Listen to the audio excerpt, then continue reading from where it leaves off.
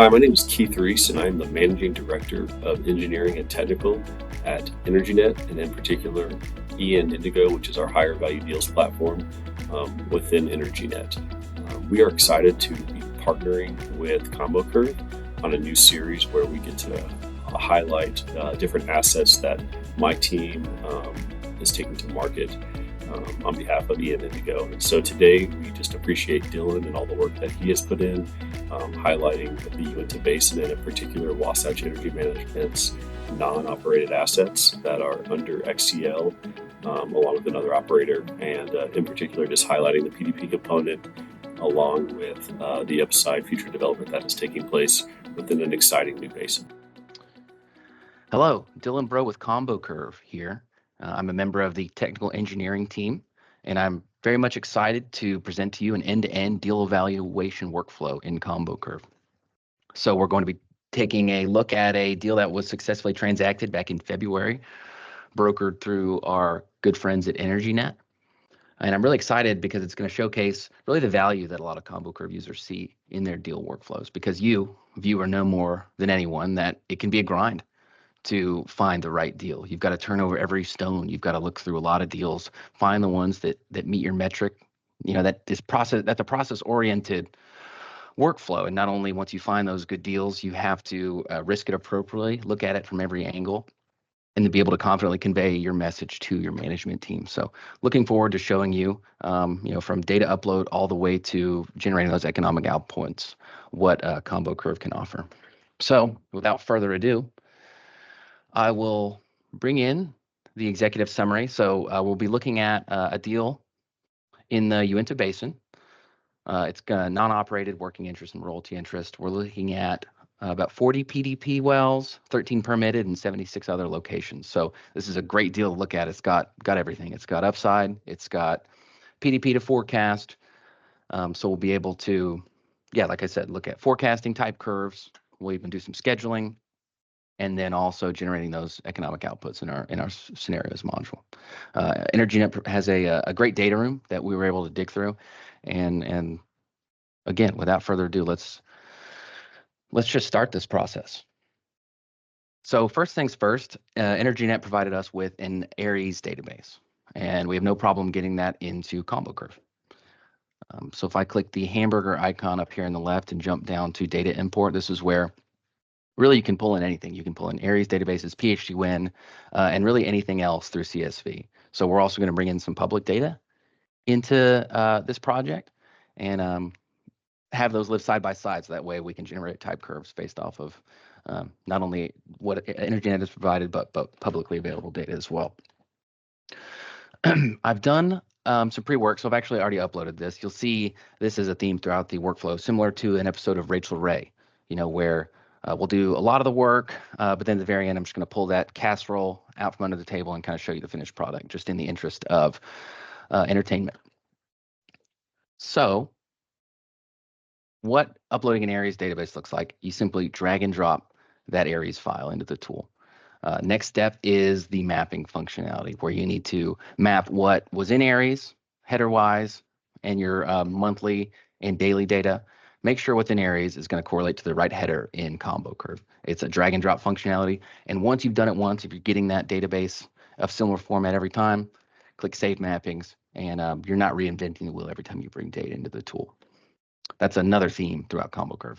We really want to streamline, create a process for you. So once you've done that mapping, you click import, and you'll be able to see how many wells you brought in, the monthly and the production daily information. And so far, so good. Everything looks great. Next step is to jump into our main landing page. And this is where you can see from Aries, all the forecasts have been brought in up in the top right corner.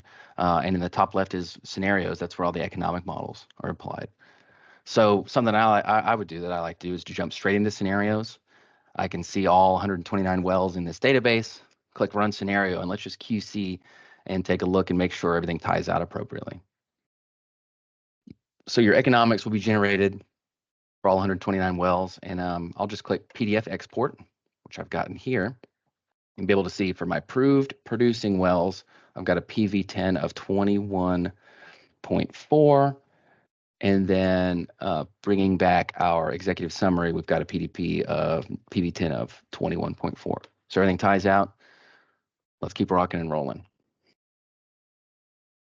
So data's into the tool from EnergyNet. Final step for me would be, let's make sure we get that public data in as well. And in my case, we are utilizing ComboCurve's sync functionality. And so we actually have a direct connection to IHS data. That's something you can utilize, or just bring in your information in a .csv file. So what I've done is basically just using sync, grabbed a search radius around my EnergyNet wells. So here's my EnergyNet wells right here, and then brought in some additional 1,300 wells of public data that have the same landing zone as these wells that we're going to dig into. So those will be really useful for our type curves and then a proximity workflow that I'm going to show y'all later. But again, everything is one place, especially with sync. So you're not jumping in and out of the tool, not filtering in another tool and having to upload. Ideally, everything is in one place. You're streamlined. You're confident. So we've got all of our data. Now let's go forecast our PDP. That's something that I always did at my previous job too, was take a look at our baseline. Let's see if even the PDP meets our metrics before we even jump into taking a look at the upside locations.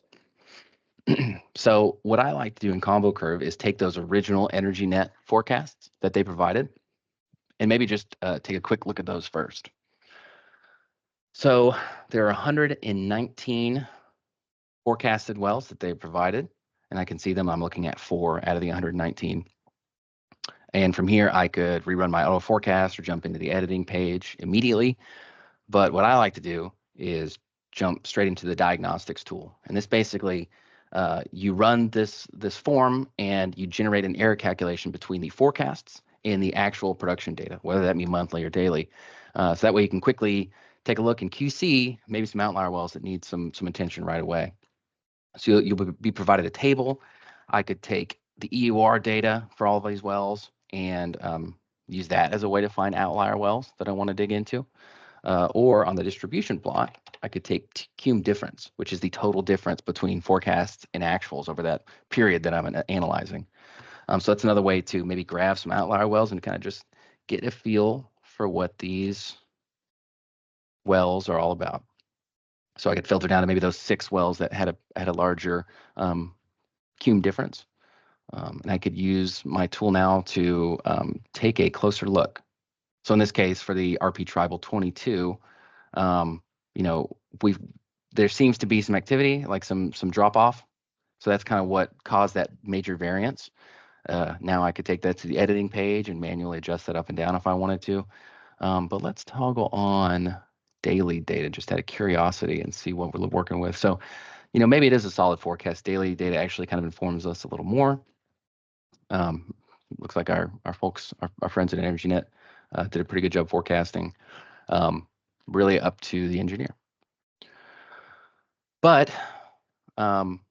most engineers, and myself included, probably want to put our own spin on every well, no matter what anyway. So what I've done here is duplicated the original EnergyNet forecast. And now I'm going to put my own spin on it. I'm going to forecast all these wells myself. And there's several ways that we can go about doing that. And the first way I'll show you is our auto forecaster. In A&D deals, I think this is where our configurable forecaster really shines. It gives you the ability for, all 119 wells to very quickly forecast these. I mean, it forecasts thousands of wells in just a couple minutes. Because being a cloud-based tool, you're not limited to the power of your own personal machine, but utilizing cloud computing. To start off that run, this is where I configure my forecasts. I have several model types, no matter if I'm looking at conventional or unconventional wells, I've got that modified ARPS, that exponential decline. I can choose balance for my V factor, my effective decline, weight my data differently, even apply EUR restrictions. And what's really nice too in the A&D space is that you can save different configurations. So if I'm looking at tons of different basins and I get a deal across my desk, I've got these different configurations that I've honed in. So when I get a deal in the Uinta Basin, I've got that forecast already configured. Let's click run and see what it looks like on our PDP. But I could have one for East Texas, for the Permian, for the Eagle Ford, Delaware, all of the above. and even save those amongst my team members so I could dig in and take a look at what my colleague Travis is working on. So when I click run, all these curves will be applied. I can always, again, jump into manual editing mode and manually tweak all those wells. We have some keyboard shortcuts that are really handy. And in this case, I'm really excited to be able to utilize another tool we have called auto proximity. Especially in this area that maybe I'm not super familiar with. I've got these low data wells here where I don't feel very comfortable just throwing a curve through 10 data points. What I can do is run auto proximity. So if I click that form again and select my proximity forecast feature, now what I can basically do is generate a custom type curve automatically for any well that I so choose. And it's done by a data point threshold. So in this case, any well with less than 12 months of data, I'm going to automatically run this proximity forecast on these wells. So that means choosing a radius around each well, choosing certain criteria. So that means maybe I want to find wells in the same landing zone as my well in question. Maybe I want to find wells with a certain amount of production data. So like I want to find wells with more than 12 months production data because I want them to have solid forecasts. So I configure this to how I want. I can normalize, choose my fit type as well, and we're off to the races. So again, automatically, even my low data wells, I feel very confident in initially. And so what that kind of looks like for this Lion well, if I click this proximity info button, I can actually see all the wells I used in my auto proximity. So these 10 wells in the area meet all my criteria I required. So not only is it a quick workflow, but it's highly auditable as well. So I can export all this raw data out of these wells that I've used. So that way I can go to management, I go to my bank and I say, I know we've got these low data wells, but here's my data. I'm confident. Let's get aggressive. Let's win this bid. And really just like that, we've wrapped up our PDP. Obviously, if this was real time, I'd probably go into the editing page, do some tweaks, make some manual adjustments, really QC it. But in the interest of time, we're feeling great with our PDP forecast, and it's kind of time to jump into the next step, and that would be our upside locations. So if I hop back out, it's time to take a look. We had a lot of we had 13 permitted wells, 76 locations that were proposed as well. And EnergyNet, again, shout out to them for providing an awesome executive summary with gun barrel views for each one of the several different formations that they proposed drilling into. And so what I wanted to do is obviously do my due diligence. I recreated each one of those different reservoirs that they proposed wells into. So that means the Wasatch, Castle Peak, Long Point, etc. Using that public data from IHS, I was able to kind of recreate those, and I'll kind of walk you through what one of those looks like, this Wasatch type curve.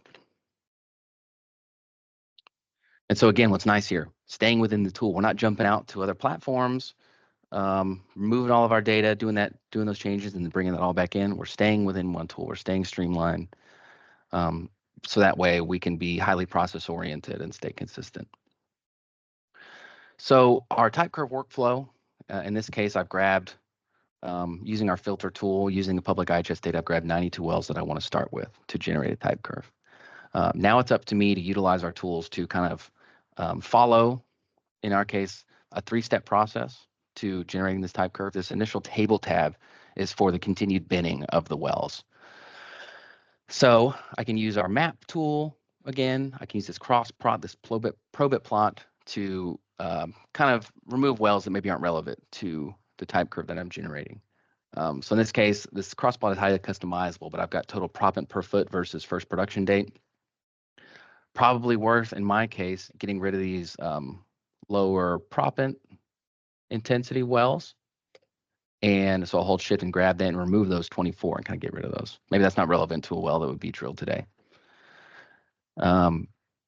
So now all my visualizations change. I could jump to different configurations, change my cross plot, use my probit plot to kind of remove wells until I'm taking a look at my type curve fit here, and I'm feeling a lot better about the type curves that I'm using.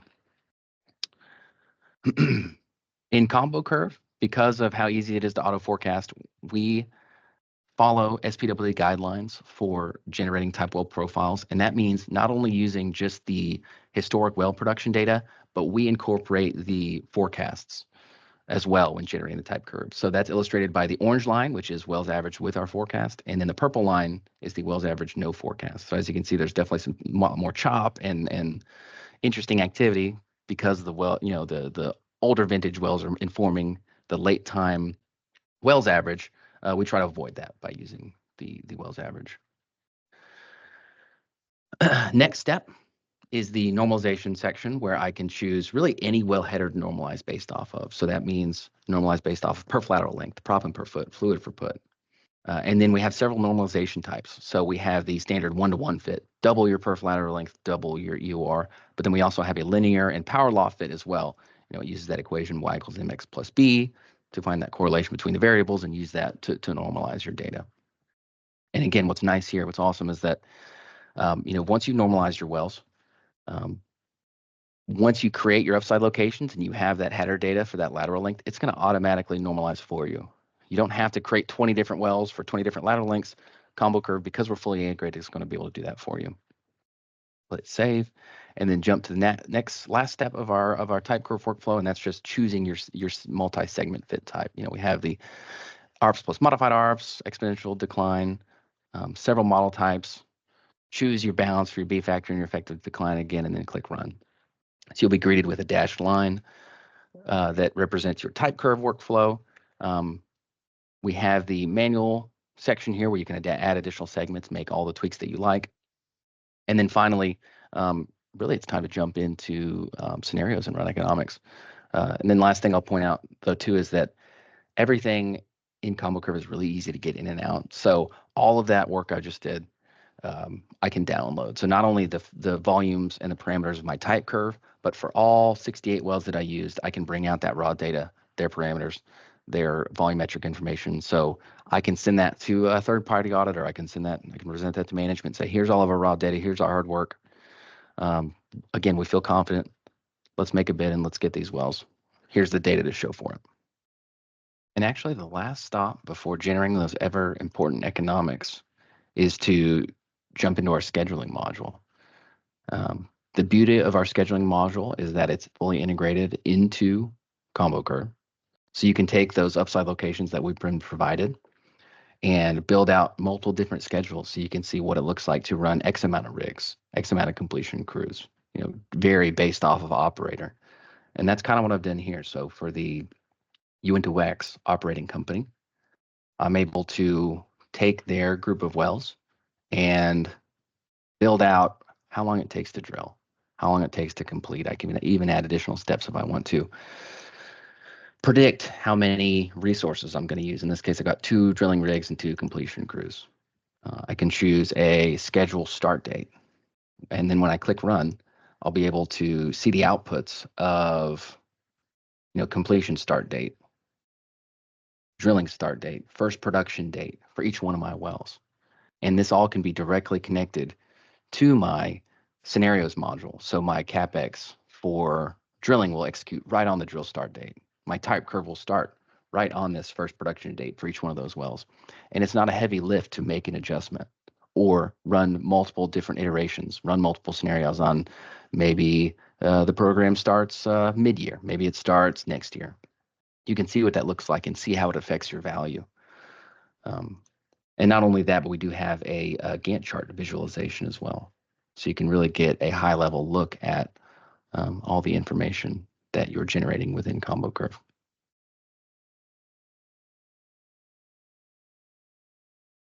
And with that, we'll hop out. And finally, to kind of round out our evaluation, it's time to jump into the scenarios module. And this is where we're going to run our economics.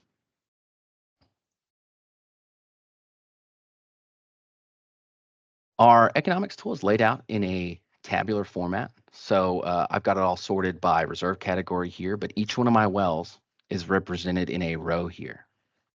So the RP Tribal 21 is here, and each well, you go down the list. To create my economic scenario, since this started as an Aries database, a lot of this information is already filled out. I've got my ownership data. I've got my date assumptions already filled out. So it's kind of up to me to maybe make some changes. Obviously, I reforecasted my well, so I'd come to the top of the column, click Choose Forecast. And so here's my EnergyNet original forecast. Now I want to select my forecast that I utilized, our auto proximity functionality. Click Apply. Feeling great. Same goes for, I'd want to make adjustments to pricing, differentials, expense. Those are the things that I would adjust, and then click Run Scenario. And there's several different ways to do that. This table that you see here can be exported out to Excel. You can make changes and then re-import it back in. So that's actually what I've done for my expense assumptions here. Maybe I took that LOE database that EnergyNet provided, made some tweaks, removed some outliers. I can then take a 12-month average or a 6-month average of that LOE data and then paste that into an Excel spreadsheet and bring it back in. So that's actually just what I've done here. But you also have the capabilities of applying your own models. So we actually have embedded lookup tables in the expense model case where you can look up different expense assumptions based off of wellheader information. So in this case, I've got different expense assumptions based off of the operators that are in this package. So lots of different ways to skin the cat and feel confident and quick about your economics. So once I work through my economic model, similar to how I just showed y'all with expenses, it's time to click Run Scenario. This is where I customize what I want to see in the tool from an output standpoint. Revenue information is obviously going to be important for me. Cash flow data.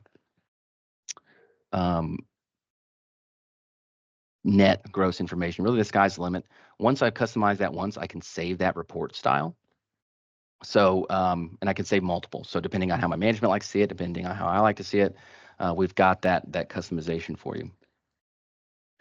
And similar to kind of how we started, this is what you'll end up with. What I showed y'all initially is all of the economic information for each one of your wells. You can export all this data out to CSV to continue manipulating it and bring it into spreadsheets to present, and then also output into a PDF format, which is kind of what I showed y'all earlier. You can aggregate it by reserve category or different well headers to consume it. And then finally, the last thing I want to show is our embedded report functionality for visualization. And it really highlights kind of the last feature and also something we're most proud of, and that's the ability to run combos. The ability to run up to 10 different economic scenarios in tandem at one time. And so what I ran for our example is a step-by-step process of how our evaluation changed over time. I ran a default EnergyNet run, and then I ran a new combo just updating forecasts, and then CapEx expense updates, and then expense updates, and then finally kind of what my price update looked like. Similar to kind of a waterfall chart that you would show for a reserves roll-up. So if I show you what that looks like in our waterfall chart report functionality, I can see how my evaluation changed over time versus kind of where I started with EnergyNet. Maybe we changed our forecast a little bit, changed our CapEx and our schedule, and then showed a little bit of increase in expense and then price update. We actually ended up getting to a value pretty close to what we started with EnergyNet. That's for our approved producing, and I can even expand this to what it looks like for all of our reserve categories. And that about wraps up the end-to-end workflow in ComboCurve. If you've seen anything that can fit into your current deal evaluations, please reach out and you can book a demo at ComboCurve.com. As you know, viewer, it takes a process. It takes due diligence. It takes speed and accuracy to successfully transact on deals and get them for the right price. So there's a lot to love in ComboCurve between the collaboration, the friendly user interface, the cloud computing that provides general speed and efficiency, as well as the all-in-one nature. So I was excited to show you, and thank you for EnergyNet for letting us dig into one of our deals. And again, please reach out and book a demo at ComboCurve.com. Thank you.